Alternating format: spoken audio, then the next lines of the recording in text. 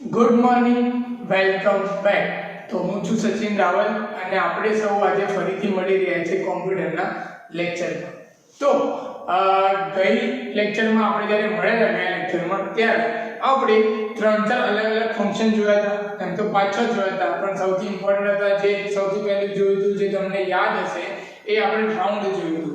જેના અંદર શું થયું હતું કે રાઉન્ડ નંબર નીકાળીને આપણને આઉટપુટ મળતું હતું, જે આપણે મેથેમેટિક્સમાં આપણે જે કરીએ છીએ એ હિસાબથી. પછી સ્ક્વેર રૂટ પણ તમે લોકોએ જોયું હતું, સ્ક્વેર રૂટના જોયું હતું, પાવર નંબર પણ જોયું હતું, રાઈટ? એટલે 2-3 ઇમ્પોર્ટન્ટ ફંક્શન હતા જે તમે જોયા હતા. ઓકે, હવે એના પછી આપણે આગળ શીખવાનું છે આજે પેજ નંબર 135 થી. બરાબર? તો સૌ પહેલા તો આપણે એઝ રૂટીન સૌથી પહેલા જે તમે પ્રીવિયસ કર્યું એને થોડું યાદ રાખી લેવાનું, કારણ કે આગળના ફંક્શન છે એકાદ ફંક્શન એવું છે જે એના રિલેટેડ આવશે. એટલે બીજી વસ્તુ શું કરો, બુક ઓપન નથી કરી તો બુક ઓપન કરી દો પેજ નંબર 135 માં. કેમ કે હું એ જ વસ્તુ જે બુકના અંદર એક્ઝામ્પલ છે એ જ અહીંયા પ્રેક્ટિકલમાં કરીશ, એટલે થિયરી પ્રેક્ટિકલ જોડે પતી જાય. બીજી વસ્તુ, બુકના અંદર એક્ઝામ્પલ અને બુકના અંદર જે આઉટપુટ આવે છે, જે રિઝલ્ટ આવે છે, એ રિઝલ્ટ અહીંયા આવે તો તમને અન્ડરસ્ટેન્ડિંગ સારી રહેશે. ઓકે, અને તમે જ્યારે પ્રેક્ટિસ કરો ત્યારે તમને કમ્પ્લીટ આઈડિયા આવે કે અહીંયા જે આઉટપુટ છે એ જ આઉટપુટ મારું પણ સેમ ટુ સેમ આવવું જોઈએ.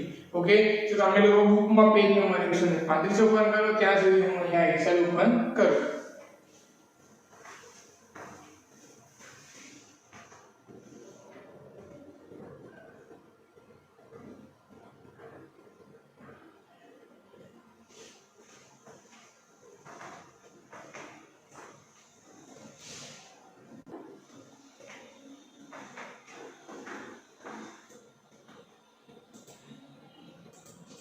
ઓકે, તમે એક્સેલ ઓપન કરી લીધું છે.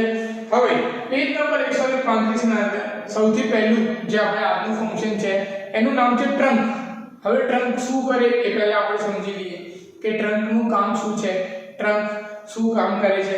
તો ટ્રંકના અંદર તમે લોકોએ પહેલા ઉપર એક વસ્તુ જોઈ છે ગયા લેક્ચરમાં, તો રાઉન્ડ, જેના અંદર આપણને રાઉન્ડ નંબર જે મળી જતો હતો કે હું પોઈન્ટ પાછળ જે પણ વેલ્યુ નાખું એ વેલ્યુને શું કરે, રાઉન્ડ ફિગર કરીને મને જે જવાબ જોતો હતો એ મળી જાય, જે આપણે ઓલમોસ્ટ મેથમેટિક્સમાં કરીએ છીએ.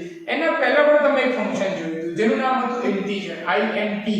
એના અંદર શું થતું હતું કે પોઈન્ટના પાછળની વેલ્યુ લેતો જ નતો, સીધી આગળની વેલ્યુ લેતો હતો અને તમને આપી દેતો હતો.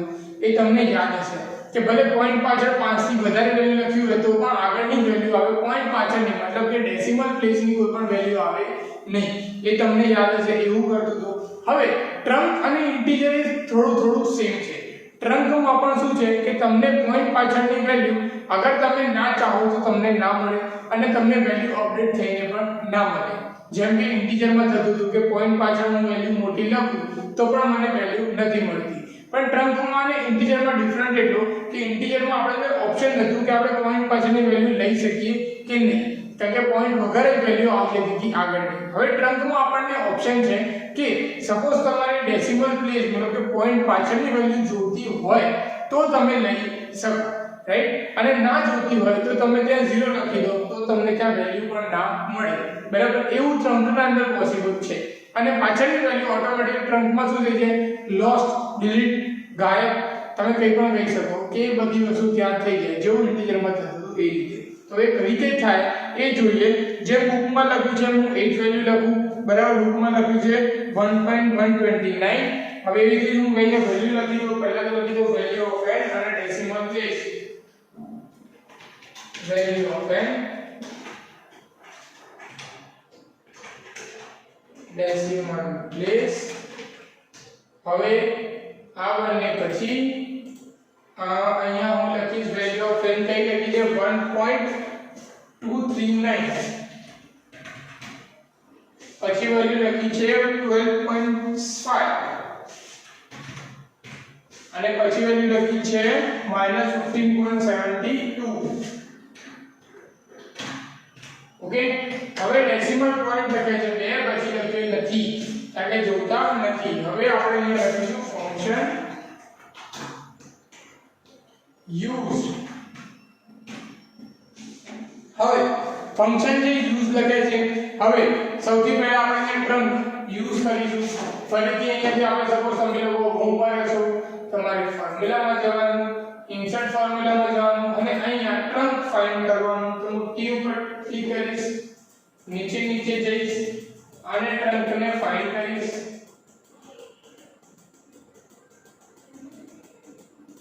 આ રહ્યું ટ્રંક. ઓકે, હવે ટ્રંકની ડેફિનેશન શું લખી છે કે truncates a number to an integer by removing the decimal or fractional part of a number. મતલબ શું કરશે, એ રિમૂવ કરી દેશે એના ડેસિમલ પાર્ટને અને એના ફ્રેક્શનલ પાર્ટને એ રિમૂવ કરી દેશે અને આપણને પોઈન્ટના આગળની વેલ્યુ મોકલશે. બરાબર. હવે પોઈન્ટના આગળની વેલ્યુ આપશે પણ એના અંદર અગર સપોઝ આપણે પોઈન્ટ પાછળની વેલ્યુ છે તો પણ લઈ શકાય. તો ઓપ્શન ક્યાં અવેલેબલ છે, હું ઓકે કરીશ. અહીંયા ઓપ્શન અવેલેબલ છે.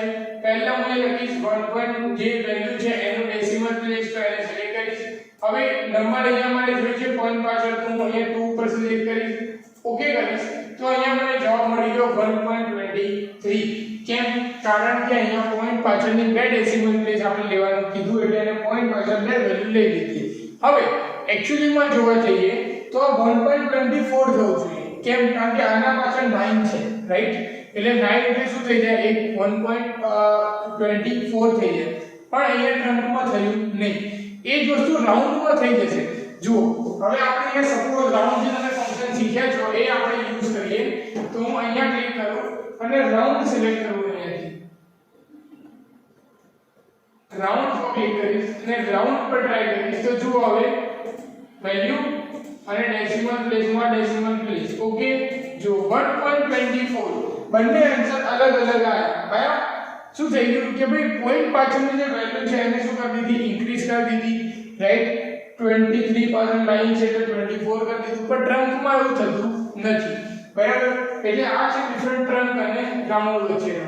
ઓકે, હવે અહીંયા કોઈ ડેસિમલ પ્લેસ લેવાની નથી. મતલબ કે કોઈ પણ ડેસિમલ પ્લેસ લખી નથી એટલે ડેસિમલ પ્લેસ લેવાની નથી. આપણે ખાલી આગળનો નંબર જ જોઈએ. તો હવે હું શું કરીશ, અહીંયા ફરીથી ઇન્સર્ટ ફંક્શનમાં જઈશ, ટ્રંક ફંક્શનને જોઈશ, અહીંયાથી ફરીથી ટ્રંક ફંક્શન ફાઇન્ડ કરીશ. ટ્રંક ફંક્શન. ઓકે, હવે મને પહેલા નંબર સિલેક્ટ કરીશ 12.5 અને અહીંયા નંબરની જગ્યાએ હું 0 લખી દઈશ. તો જો ઓકે કરીશ તો મારા જોડે અહીંયા નંબર હવે ફોર્મેટ સેલમાં જઈને મારે 6 ડિજિટ નથી જોતા, ખાલી 2 ડિજિટ જોઈએ છે પોઈન્ટ પાછળ. ઓકે, 12.00. ભલે 12.5 છે પણ મને આન્સર શું મળ્યો, 12.00. કેમ? કારણ કે આપણે ટ્રંક ફંક્શન યુઝ કરેલું છે. હવે એના પછી નેક્સ્ટ ફરી આપણે આગળ જોઈએ 15 ના અંદર કેવી રીતે જવાબ આવે છે. ઇન્સર્ટ ફંક્શનમાં જઈશું. હવે મારે ફરીથી ટ્રંક ફંક્શન ફાઇન્ડ કરવાનું છે.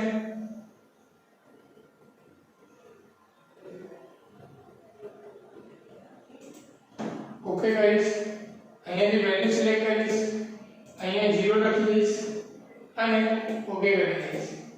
15 થઈ ગયું. માઇનસ ફોર્મેટ સેલમાં જઈને અહીંયા નંબર છે એને હું 2 ડેસિમલ પ્લેસમાં કન્વર્ટ કરી દઈશ. થઈ ગયા 15.00. ભલે 15.72 છે તો પણ. કેમ? કારણ કે આપણે શું યુઝ કર્યું, ટ્રંક ફંક્શન. હવે ટ્રંક ફંક્શન ક્યાં યુઝ થાય સૌથી વધારે કે સપોઝ મારા જોડે બહુ બધા નંબર છે જેમાં પોઈન્ટ પાછળ બહુ બધી વેલ્યુ છે તો મારે ખાલી 2 ડિજિટ લેવા છે વિધાઉટ કોઈ ચેન્જીસ. તો શું હું ટ્રંક ફંક્શન યુઝ કરીને ચેન્જ કરી શકું. અગર મારે પોઈન્ટની વેલ્યુ નથી જોતી તો હું ઇન્ટિજર યુઝ કરી શકું અને મારે પોઈન્ટની વેલ્યુ સાથે નંબર જેવા એક્ચ્યુઅલી મારે રાઉન્ડ ફિગર થઈને આવો જોઈએ એવો જોઈએ છે તો હું રાઉન્ડ ફંક્શન યુઝ કરીશ. તો આ ત્રણેય ફંક્શન એકબીજાથી કોરિલેટેડ અને એકબીજાના જેવી રીતે કામ કરે છે. ઓકે, તો આ ટ્રંક ફંક્શન તમને ખબર પડી ગઈ હશે. સપોઝ તમારે આમાં કંઈક લખવું હોય કે ફોટો લેવો હોય તો મેં લખી શકું. એક મિનિટ માટે ઊભો રહી જાઉં છું. એના પછી આપણે આગળ શીખીશું. ઓકે,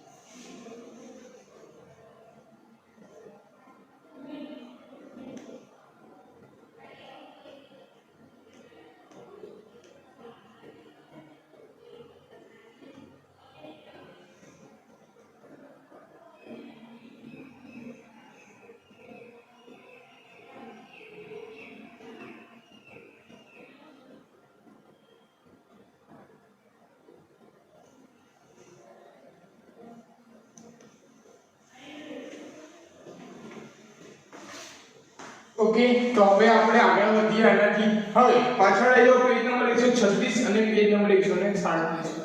હવે પેજ નંબર 136 અને 137 ના અંદર જે ફંક્શન છે એ તમે યુઝ કરેલા છે. એમનું નામ તમને ઓલમોસ્ટ પહેલાનું જે નામ ખબર છે અને બીજા જે છે એમનું તમને કામ ખબર છે.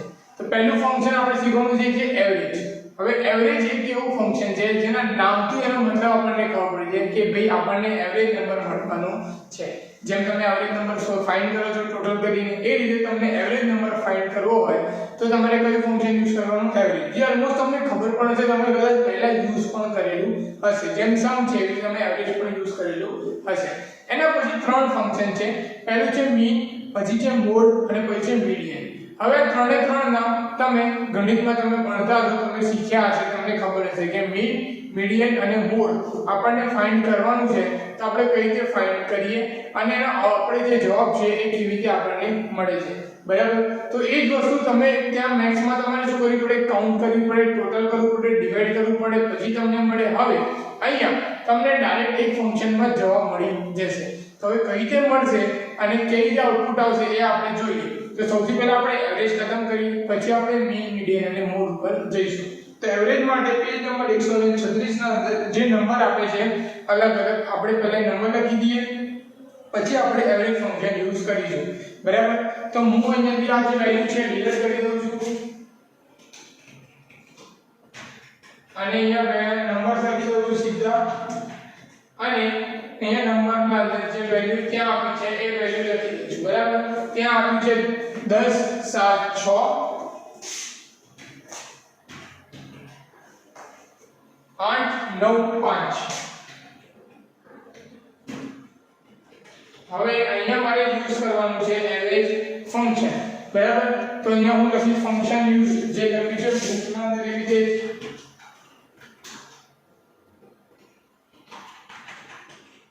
હવે અહીંયા મારે એવરેજ જોવાનું છે. હું અહીંયા ઇન્સર્ટ ઉપર ક્લિક કરીશ. અહીંયા જે મારે એવરેજ ફાઇન્ડ કરવાનું, તો એના ઉપર હું અહીંયા નીચે જોઈશ તો એવરેજ મને મળશે. આ રહ્યું એવરેજ. હવે એવરેજના નીચે બીજું એક છે એવરેજ એ, રાઈટ? તો તમારે એવરેજ સિલેક્ટ કરવાનું, એવરેજ એ ને સિલેક્ટ કરવાનું, બરાબર? એના અંદર જે જવાબ છે એ બીજો જવાબ આવશે. એરિથમેટિક મીન નો જે જવાબ છે એ આવશે ટ્રુ ફોલ્સ વાળો. હવે તમારે એવરેજ સિલેક્ટ કરવાનું, જેને મેં આ ડેફિનેશન લખેલી છે કે return the average arithmetic mean its argument which can be number or name array reflection that contain numbers, બરાબર? કે એવરેજ આપણને આપશે જે તમે રેન્જમાં સિલેક્ટ કરશો એમાં. હવે આ રેન્જમાં સિલેક્ટ કરી, નીચે રેન્જ સિલેક્ટ કર્યા પછી મને આર્ગ્યુમેન્ટ અહીંયા જવાબ મળી ગયો 7.5. ઓકે કરી 7.5 જે જવાબ છે એ અહીંયા આપણા જોડે અવેલેબલ છે, જે તમને બુકના અંદર પણ દેખાય છે, બરાબર? હવે સપોઝ તમે એટીપી નંબર ચેન્જ કરો તો તમને અહીંયા એવરેજમાં પણ ચેન્જીસ જોવા મળે. જેમ કે ફોર એક્ઝામ્પલ હું 7 ની જગ્યાએ 75 કરું, 6 ની જગ્યાએ 66 કરું, 10 ની જગ્યાએ 100 કરું. ઓકે, તમને નીચે આન્સરમાં ચેન્જીસ જોવા મળતા હશે. ઓકે, હવે અહીંયા 5 ની જગ્યાએ 55 કરું તો એવરેજ નંબર ઓટોમેટિકલી મારો ચેન્જ થઈ જશે. ઓકે, ક્લિયર આ વસ્તુ? જે તમે જોઈ કે આપણે નંબર ચેન્જ કરે એટલે એવરેજ નંબર પણ ચેન્જ થઈ જાય, બરાબર? તો આ એવરેજ બહુ સિમ્પલ. આપણે ખાલી એવરેજ લખવાનું, રેન્જ સિલેક્ટ કરવાની, જેટલા પણ નંબરનો એવરેજ જોઈએ છે આપણને મળી જાય. ના કોઈ મલ્ટીપ્લિકેશન ના કોઈ ડિવિઝનની જરૂર છે.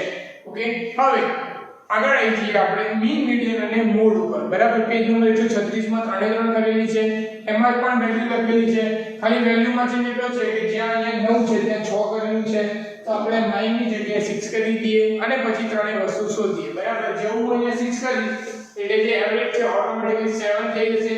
7 થઈ ગઈ, બુકના અંદર પણ 7 છે. હવે પહેલા અહીંયા હું ત્રણે ફંક્શનના નામ લખી દઉં, મીન, મીડિયન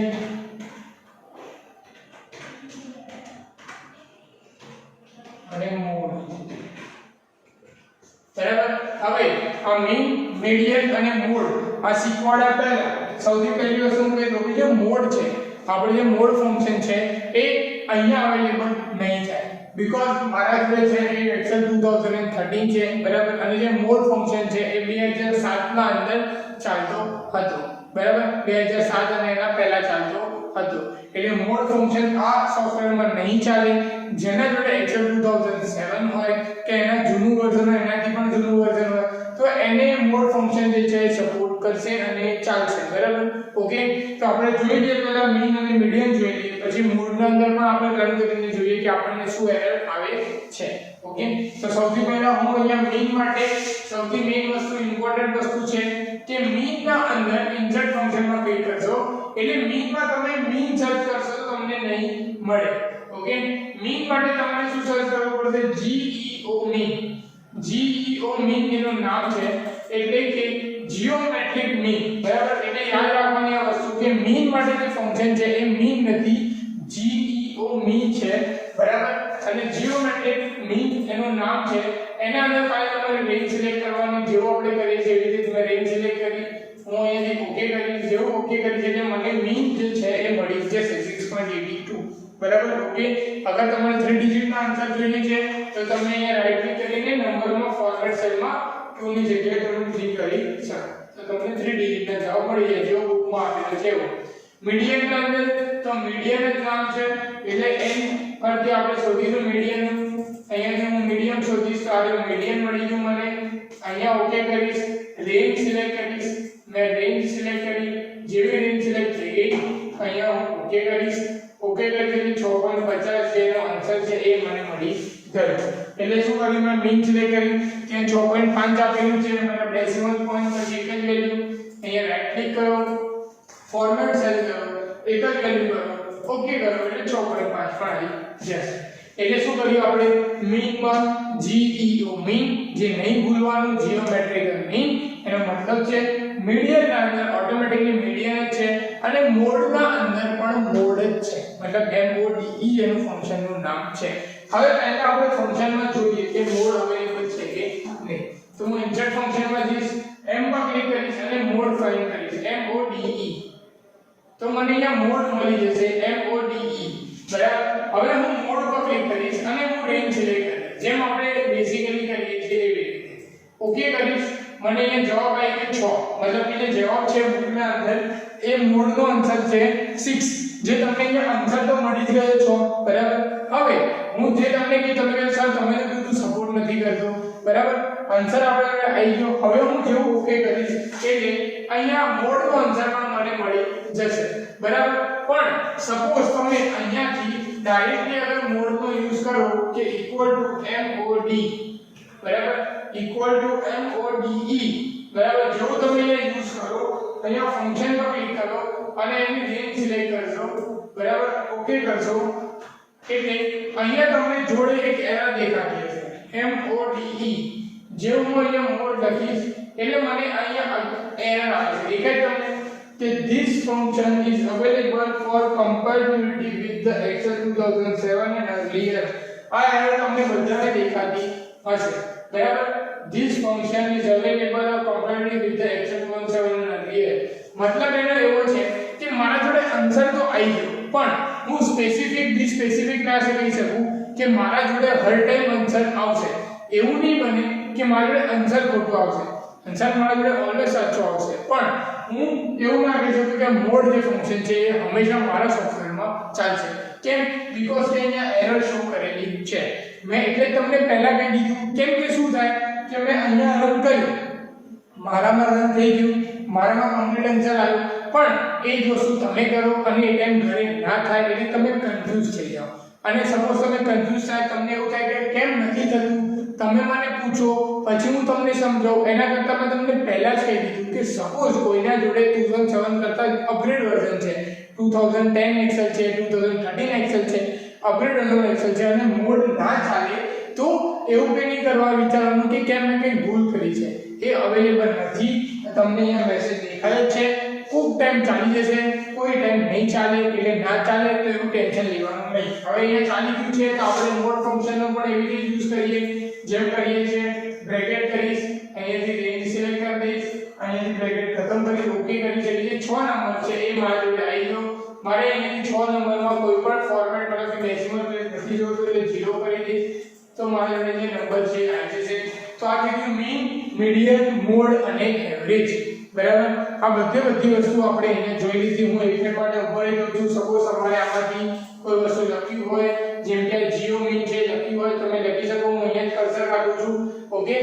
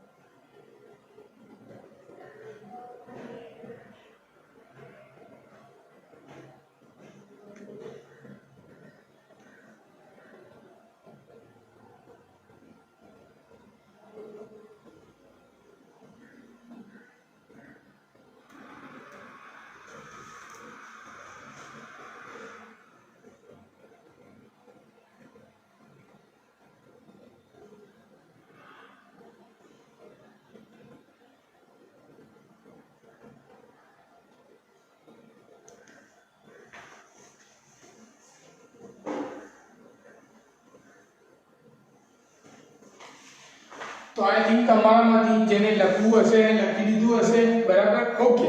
હવે આપણે એના આગળ વધીએ. પછી છે કાઉન્ટ, પછી લાર્જ વેલ્યુ અને સ્મોલ વેલ્યુ. હવે આ ત્રણ ફંક્શનના જોડે પાછળ એના રિલેટેડ બીજા ફંક્શન પણ છે, રેન્ક, મિનિમમ, મેક્સિમમ. હવે જેમ મેં તમને કહું છું કે ભાઈ આગળ કન્ટિન્યુ કરીશું તો ટાઈમ વધારે ઓક્યુપાય થઈ જશે. બીજી વસ્તુ કે આપણે ધીરે ધીરે કરીને શીખીશું તો પણ કંઈ વાંધો છે નહીં, આપણા જોડે સફિશિયન્ટ ટાઈમ છે. બરાબર, ફંક્શન આપણા માટે ઇમ્પોર્ટન્ટ છે. એક્સેલ ના અંદર જેમ મેં તમને પહેલા કીધું હતું કે તમને આવડે છે, સારું છે, બહુ બધું ઓકે છે, એટલે આપણે ચેપ્ટર નંબર 5 અને 6 ફટાફટ કરી દીધું. કારણ કે એમાં કે એટલું શીખવાવાળી વસ્તુ હતી નહીં જે તમને આવડતી હતી, એ જ બેસિક વસ્તુ હતી.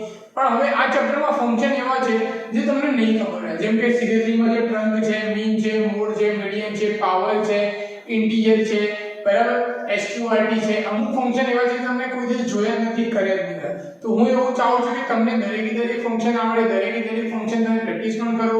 5 ફંક્શન કરીને આપણે જઈએ છીએ એમ જ જઈએ તો તમને આગળ પ્રોબ્લેમ આવે નહીં, અને તમે શીખતા રહો અને તમને આગળ પ્રેક્ટિસ કરો ત્યારે ફાવે. હું 15 ફંક્શન શીખવાડું અને એમાં તમે પ્રેક્ટિસ 10 ની કરો, 5 આવડે તો કોઈ મતલબ રહે નહીં. જેમ લાસ્ટમાં ફંક્શન આવશે તો ત્યારે તમને કોઈ ફાયદો નહીં થાય, ના પ્રેક્ટિકલમાં ના થિયરીમાં. ઓકે, એટલે તમે ફંક્શન જેટલા હું શીખવાડું એટલાની પ્રેક્ટિસ કરતા રહો. આના પછીના જે ફંક્શન છે આપણે નેક્સ્ટ લેક્ચરમાં કન્ટિન્યુ કરીશું. નેક્સ્ટ લેક્ચરની અંદર આપણે જોઈશું. આ ચેપ્ટર મોટું છે, એમ પણ ફંક્શન બહુ બધા યુઝ કરવાના છે, એટલે આપણને આના અંદર ભલે ટાઈમ લાગે પણ આપણે દરેક ફંક્શનને ધીરે ધીરે એક એક કરીને જ આપણે અંદર શીખીશું, એટલે આપણને આગળ પ્રોબ્લેમ આવે નહીં. બરાબર, ઓલરેડી ચેપ્ટર બહુ મોટું છે. એના પછીનું ચેપ્ટર છે ચાર્ટનું છે, એટલે એમાં કંઈ લોજિકલ વસ્તુ આવશે નહીં, એટલે તમારે ટેન્શન નહીં. બરાબર, તમે પ્રેક્ટિસ કરતા રહો. પ્રેક્ટિસ કરતા ટાઈમ કંઈ પ્રોબ્લેમ આવે તો મને પૂછી શકો છો. Okay, good bye.